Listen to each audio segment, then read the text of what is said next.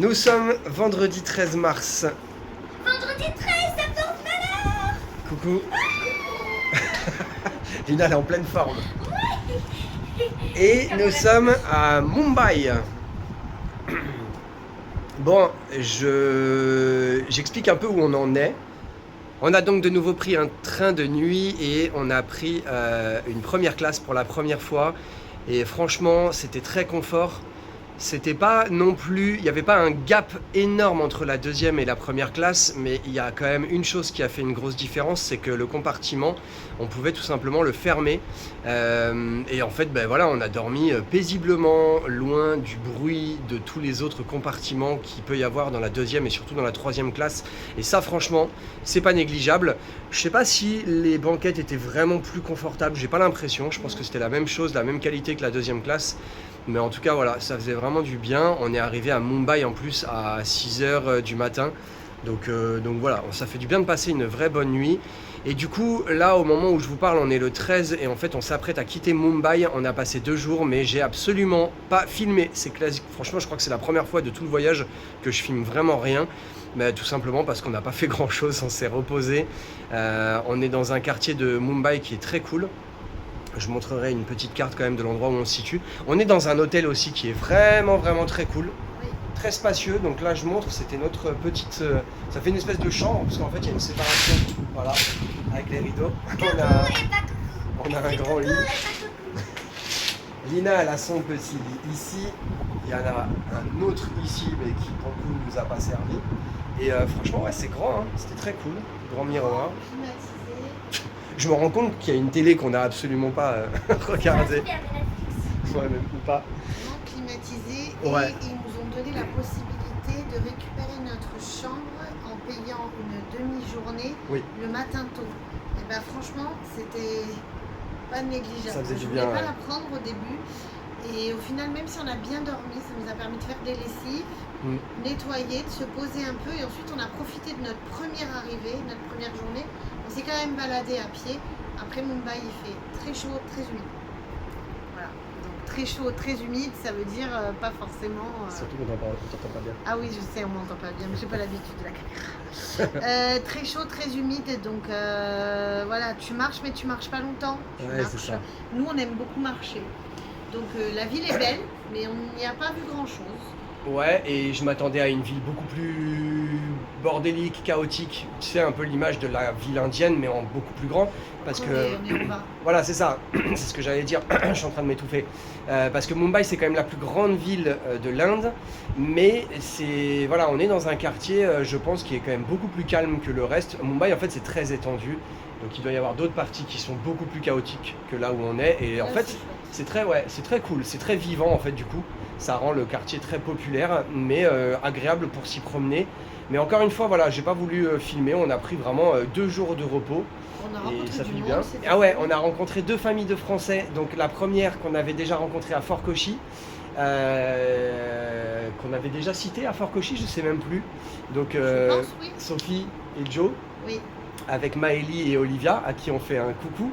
Je pense qu'on se reverra certainement Non, pas. A priori, là, c'est fini. Voilà, et ensuite la deuxième pure coïncidence, hier on rentrait en fait à l'hôtel en plein milieu de l'après-midi et je dis à Sarah, ouah c'est fou, il y a une famille, regarde le nombre d'enfants qu'ils ont. Non, tu m'as dit, il y a une famille avec 5 enfants. Ouais bah voilà, en tout cas il y a une famille avec 5 enfants. Et là, et en fait Sarah direct, elle a agrippé la personne. Non, je vais pas agripper. Si t'as agrippé la personne, je pense qu'elle s'y attendait pas. Et t'as dit, salut Nathalie. Alors elle t'a regardé genre, mais qui t'es-toi?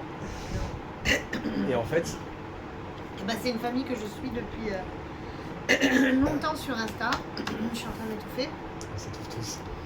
Qui fait son 2e tour du monde, qui ont une manière de voyager qui, moi, me plaît beaucoup.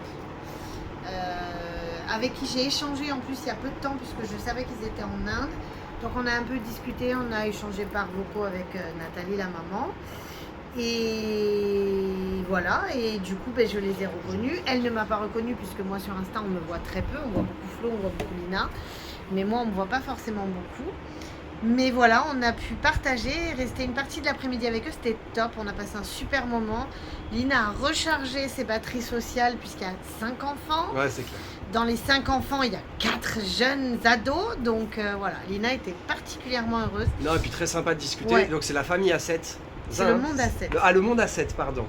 Mais c'est assez. Ils font un voyage qui est quand même différent de tous les autres qu'on a pu rencontrer et même de nous. Ils vont beaucoup plus à la rencontre de la population, des locaux. Ils ne vont quasiment que à la rencontre. Et surtout, ils sont passés par des pays qui sont un petit peu différents de ce qu'on peut faire dans un trajet classique. Mais même la Papouasie-Nouvelle-Guinée, tu vois, tout ce qu'ils nous ont raconté. Ça, c'était leur premier tour du monde. Mais là, par exemple, ils sont allés en Birmanie, chapeau. Parce que nous, c'est un pays qui nous fait rêver, mais on ne s'est pas senti d'y aller maintenant. C'est donc ça. Voilà, chapeau. Bon, enfin voilà, en tout cas, très belle rencontre et c'était très très agréable. Eux, pour le coup, on va pas les revoir. Tu vois, ils partaient à Oman. Pareil, Oman, c'est pas le pays, surtout avec l'actualité, c'est pas le pays dans lequel on pense aller. Mais voilà, ils ont un mode de voyage qui nous a plu et en tout cas une mentalité vraiment très très cool. Donc voilà, gros bisous si jamais vous regardez cette vidéo. Peut-être les enfants qui vont regarder, on vous fait des bisous et on pense à vous. C'est ça. Profitez. Ensuite, tu veux continuer à parler ou pas? Non. Allez.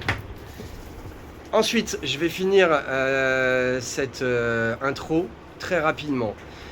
Je vous explique un petit peu la suite du programme. Déjà, cette vidéo risque très certainement d'être la dernière de notre voyage en Inde. Donc nous sommes à Mumbai et là, cet après-midi, on s'apprête à prendre donc un nouveau train de nuit pour rejoindre Agra. Agra qui n'est autre que la ville dans laquelle se situe le Taj Mahal, enfin en tout cas à proximité du Taj Mahal. On voulait quand même absolument visiter le Taj Mahal. J'en ai absolument pas parlé, en fait au tout début je vous avais dit je voulais pas donner le programme en Inde parce qu'il était possiblement amené à changer. À la base, de vraiment toute base, on voulait vraiment faire un tour de l'Inde du sud au nord. Mais en fait on a clairement fait l'impasse sur le nord, on a fait l'impasse notamment sur le Rajasthan. On s'est dit tant pis, on veut pas courir, c'est pas du tout notre mode de voyage. On a bien fait, on a privilégié certaines villes dans le sud et en fait là on est à Mumbai, c'est même pas considéré comme réellement comme étant le nord, mais par contre on va simplement rejoindre Agra donc pour y passer 4 jours et visiter notamment le Taj Mahal et ensuite on finira par une seule petite nuit à Delhi pour rejoindre notre prochain pays, mais j'en dis pas plus. Le Rajdhani Express c'est considéré comme un train un petit peu plus haut de gamme que les autres trains. C'est un train rapide déjà, un train à grande vitesse et on va donc de nouveau se retrouver dans une première classe. Donc je filmerai la première classe tout à l'heure quand on y sera. Et puis voilà, Sarah me fait des grands signes, il faut qu'on quitte notre chambre, il faut qu'on rende. Voilà, la chambre c'est déjà midi, il faut surtout qu'on aille manger. Et puis on va laisser les bagages et récupérer les bagages tout à l'heure pour ensuite prendre le train. En plus ça fait 9 minutes que vous filmez là. Que vous filmez. Allez. Et petite dédicace à Philippe et Rosen, je vais bien préparer mon exposé sur le Taj Mahal, ne vous inquiétez pas, il sera grandiose. C'est ça. Voilà, allez, let's go.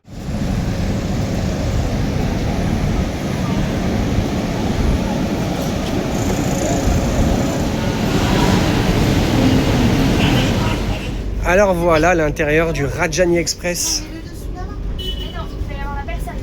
On a les journaux, des draps, mais qui à mon avis vont être changés, non? Je sais pas. Bon, surtout la clim, nickel, on n'a pas de vieux ventilateurs comme la dernière fois. On a de la moquette. La clim marchait pas bien, je pense. Ouais, on a de la moquette au sol. Je pense que la qualité des matelas est à peu près identique. Oh, on remarque qu'ils m'ont l'air un peu plus... C'est le mien ça, papa. Un peu plus mou. Don't touch my... Après, je trouve que la façon dont il est fait, c'est identique, tu vois, le genre de... Ouais, mais ça, là, il y a une petite... Il y a des rangements. Secrète. C'est vrai qu'il y a des rangements. Cachette secrète. On a un store. Vas-y, démonstration du store. Maman, Ça, moi j'aime bien. Maman, faut que tu déroules le store pour la vidéo là. Ouais, ça c'est cool. Puis non, mais voilà quoi. On va pouvoir lire un petit peu les journaux. Parce que bon, je parle couramment, je lis couramment l'hindi donc. Alors que je pense qu'on parle pas vraiment hindi ici. Ça va être. Mais bien sûr que si, mais en plus. On parle hindi. Mais Bon, là, voilà. c'est pas hindi. C'est parti pour un bon gros trajet. Petit snack à 16h30. On va avoir le repas ce soir et le petit déjeuner demain matin aussi. Ça c'est cool. On continue avec le repas. Je parle pas fort parce qu'il y a quelqu'un qui dort au-dessus de nous. Mais franchement, c'est très cool. Bon, nous voilà bien arrivés à Agra. Je vais parler fort parce qu'on est sur le toit d'un immeuble. Il y a donc la circulation en bas, il y a un ventilateur qui fait un bruit d'enfer et en plus il y a juste on-off. Coucou. Et ben voilà, que dire, Agra, on a enfin pu voir cette merveille qu'est le Taj Mahal. Et puis on constate... Ouais, on l'a vu de loin, mais voilà, ça fait plaisir déjà de le voir. On s'en approchera très précisément dans 2 jours. On a prévu de le visiter lundi. Et dans 2 jours, puisqu'on est samedi, donc on reste ici 4 jours. Et on constate ce qu'on s'attendait aussi à voir, à savoir une ville archi touristique. On est sollicité toutes les 3 minutes pour un tuk-tuk, pour nous vendre des magnettes, pour nous vendre tout et n'importe quoi.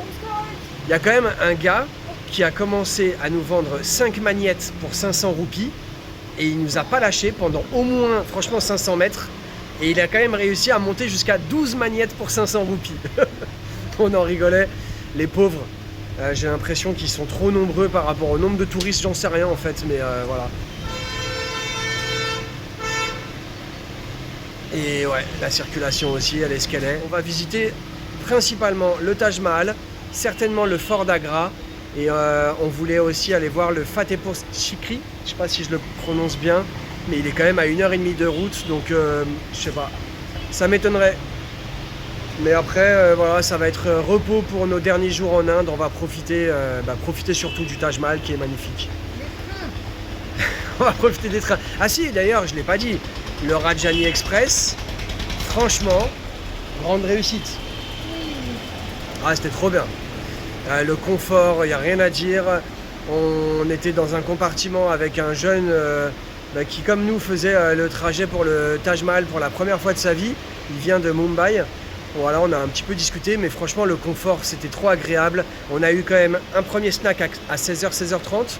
On a eu ensuite une soupe à 19h. Je te rappelle qu'il nous a fait peur quand même, qui nous a dit, moi mes parents ils m'ont dit de pas prendre la nourriture parce qu'ils ont été malades. Ouais, bon après c'est un Indien qui dit ça. Nous, en tant qu'occidental, franchement, on a trouvé ça trop bon. Hein.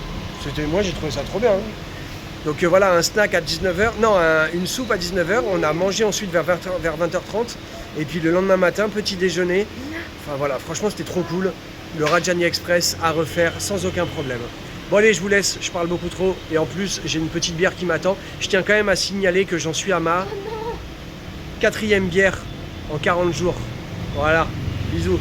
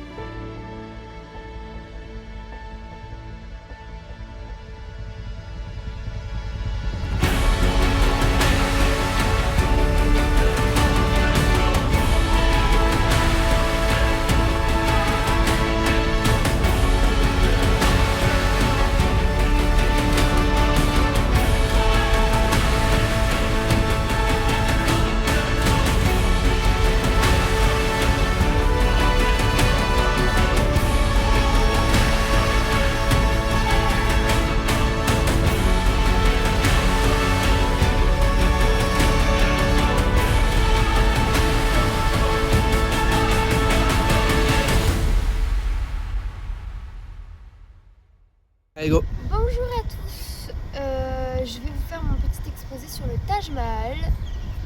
C'est parti. Alors déjà, il faut connaître le contexte X. Allez, on la refait. Déjà, il faut connaître le contexte X. Déjà, il faut connaître le contexte historique. Ok, je le fais une dernière fois. Déjà, il faut connaître le contexte historique. Ça se passe pendant l'Empire moghol. C'est au XVIIIe siècle. Et à ce moment-là, l'Inde, elle était dirigée par une grande partie par des musulmans. Cet empire, il était connu pour sa richesse, ses monuments, ses mélanges de cultures aussi.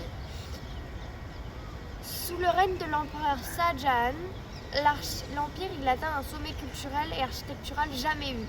C'est durant cette période que le Taj Mahal est construit.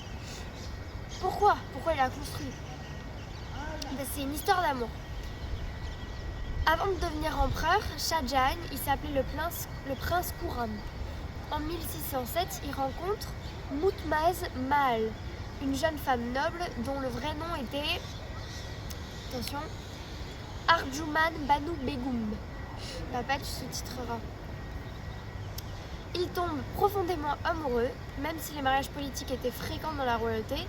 Mumtaz devient sa femme préférée et sa conseillère la plus proche. Elle l'aidait vraiment beaucoup. Elle l'accompagnait aussi lors des voyages, dans les campagnes militaires et dans les affaires de l'Empire. Ils auront 14 enfants ensemble. En 1631, lors d'une campagne militaire dans la région de Burhanpur, Mumtaz meurt en donnant naissance à leur dernier enfant. La mort de Mumtaz bouleverse profondément Shah Jahan et selon des récits historiques, il reste plusieurs jours enfermé dans sa chambre et il reste 2 ans en deuil. Ses cheveux seraient rapidement devenus très blancs. Avant de mourir, Mumtaz lui aurait demandé 2 choses, qu'il prenne soin de leurs 14 enfants et qu'il construise un monument pour se souvenir d'elle. Après sa mort, Shah Jahan décide de construire le plus beau tombeau réalisé au monde. Le lieu choisi est Agra, la capitale de l'Empire à l'époque, près de la Yamuna River, que vous avez vu juste là. La construction commence en 1632, le chantier est gigantesque et le Taj Mahal est l'un des projets les plus ambitieux de l'époque. On estime que 20 000 ouvriers ont été conviés et ont travaillé sur le projet. Des artisans sont venus de Perse, d'Asie centrale, de l'Empire ottoman, etc. Plein de monde. Et plus de 1000 éléphants ont transporté les matériaux. Les matériaux venaient de nombreuses régions, comme le marbre blanc de Makrana, il y a le jade de Chine, la turquoise du Tibet, le lapis-lazuli d'Afghanistan et il y a des cristaux et des pierres précieuses de toute l'Asie. Alors, la construction du complexe entier dure environ 20 ans. C'est beaucoup quand même. Quelques années après la fin de la construction, la situation politique change. En 1658, son fils Aurangzeb prend le trône après une lutte pour le pouvoir. Aurangzeb fait emprisonner Shah Jahan dans le Agra Fort. Il me semble que c'est là-bas, mais je ne suis pas sûre. Depuis une fenêtre de sa prison, Shah Jahan pouvait voir le Taj Mahal, le tombeau de son épouse. Il y restera jusqu'à sa mort en 1666. Après sa mort, Aurangzeb l'a fait enterrer à côté de Mumtaz Mahal dans le Taj Mahal. Donc Shah Jahan, il est enterré dans le Taj Mahal. Après la chute progressive du Mughal Empire, le Taj Mahal traverse des périodes assez difficiles. Au XVIIIe siècle, certaines pierres précieuses sont volées, les jardins sont abîmés, le monument est parfois négligé. Vraiment, il est laissé en piteux état. Au début du XXe siècle, durant la période de la colonie britannique, le vice-roi Lord Curzon lance une grande restauration du Taj Mahal pour lui redonner son apparence d'origine. Il est classé au patrimoine de l'UNESCO depuis 1983 et attire plusieurs millions de visiteurs chaque année. Voilà. Il y a une légende aussi, comme quoi Shah Jahan voulait construire un deuxième Taj Mahal lui-même de l'autre côté de la rivière, juste là. Selon cette histoire, Mumtaz aurait un Taj Mahal blanc et Shah Jahan aurait eu un Taj Mahal en marbre noir. Et les deux monuments auraient été reliés par un pont. Mais le projet aurait été arrêté puisque le fils il a pris le pouvoir. Et normalement, on peut voir de temps en temps le marbre noir de l'autre côté de la rivière. Mais les archéologues ils pensent que les ruines noires trouvées en face sont simplement du marbre devenu sombre avec le temps. Voilà. Merci. Ah si, il y a une dernière légende. La légende des mains coupées, celle-là elle est un peu glauque. En vrai, il paraîtrait que Shah Jahan, il a fait couper et assassiner la main de tous les employés, enfin les mains de tous les employés qui ont travaillé sur ce bâtiment, que ce soit employés, architectes, ouvriers, pour qu'ils ne puissent jamais construire un bâtiment aussi beau. Voilà. Merci. Voilà, et cet exposé, je le dédie à Philippe Rosen, qui l'attendait impatiemment, je crois. Entre le balai de l'aigle et des oiseaux, là, c'est juste beau. Hein.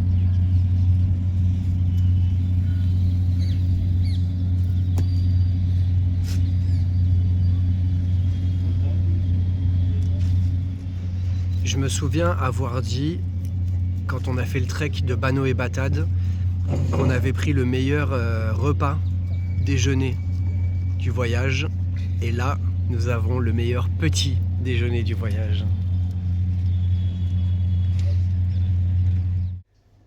Mardi 17 mars, et cette intervention sera la dernière de notre séjour en Inde. J'aimerais poster cette vidéo ce soir. Demain matin, on va se lever très tôt. On se lève à quelle heure d'ailleurs? 4h?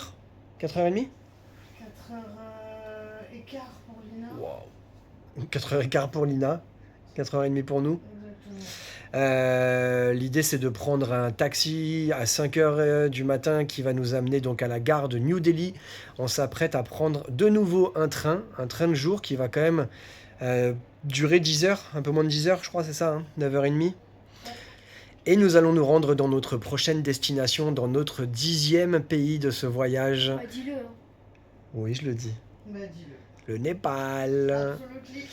Le Népal, c'est d'ailleurs toute la logique de ce trajet en Inde. Alors, on est quand même monté dans l'Inde du Nord pour visiter le Taj Mahal, comme je l'ai dit. Mais l'idée, c'était de rejoindre New Delhi pour rejoindre ensuite le Népal par la voie terrestre. On n'avait pas forcément envie de prendre un avion, d'autant plus que on va aller, bon, je le dis dès maintenant, on va se rendre au parc national de Bardia. Allez, j'en profite pour montrer quand même une petite carte, mais je le développerai un petit peu plus dans la prochaine vidéo. Mais voilà, prochaine destination, prochain pays, le Népal. On va y rester 15 jours, tout juste. Parce que le visa dure 15 jours et c'est peu mais c'est pas grave, on va déjà bien en profiter je pense et voilà, j'en parlerai un peu plus dans la prochaine vidéo. New Delhi du coup on peut pas forcément vous en parler, on est arrivé quand? On est arrivé cet après-midi À 14h30 on est resté dans la... Voilà, on est resté dans l'hôtel, on est juste sorti ce soir pour aller manger, on a très bien mangé. On est dans un quartier comment on pourrait... Backpacker. Bon, enfin, c'est un quartier, tout ce qu'il y a de plus indien, à savoir avec du bruit partout, de la street food dans tous les sens, les trottoirs cabossés, un peu de pauvreté. On est à côté de la gare de New Delhi et malheureusement, c'est ni celle avec laquelle on est arrivé ce midi, ni celle avec laquelle on va repartir demain. Voilà, c'est un peu étrange, mais c'est pas grave. Dommage parce que New Delhi, il y avait quand même pas mal de choses à visiter, mais franchement, il a fallu faire un choix. Je l'ai déjà dit, on a préféré visiter l'Inde du Sud. Et franchement, c'est un pays qui nous a énormément plu, donc il y a de grandes chances qu'on revienne plus tard. Voilà. Je voulais revenir partout. Bah ouais, c'est vrai qu'on veut revenir dans beaucoup de pays, mais... Bon allez, j'arrête de parler. La vidéo dure déjà un certain temps. J'espère qu'elle vous a plu et que les images, surtout du Taj Mahal, vous ont plu. On a beaucoup parlé dans cette vidéo, mais au moins, ça fait du bien aussi d'expliquer un petit peu ce qu'on fait. Oui, Lina espère que l'exposé vous a plu. À bientôt pour de nouvelles aventures. Un petit truc moi que j'aimerais montrer aux abonnés, vite fait, même si ça prend du temps. J'aimerais vous montrer qu'on a acheté un carnet de mandalas. C'est trop bien les mandalas. J'ai fait d'abord le premier mandala. Après j'ai fait un deuxième mandala. C'est très Qu'est-ce que beau. ça te fait? ça me détend. Voilà. Un troisième mandala. Et je suis sur mon quatrième mandala. Merci. Voilà, j'espère que vous aimez bien. Merci pour cette intervention créative et à bientôt au Népal. À bientôt!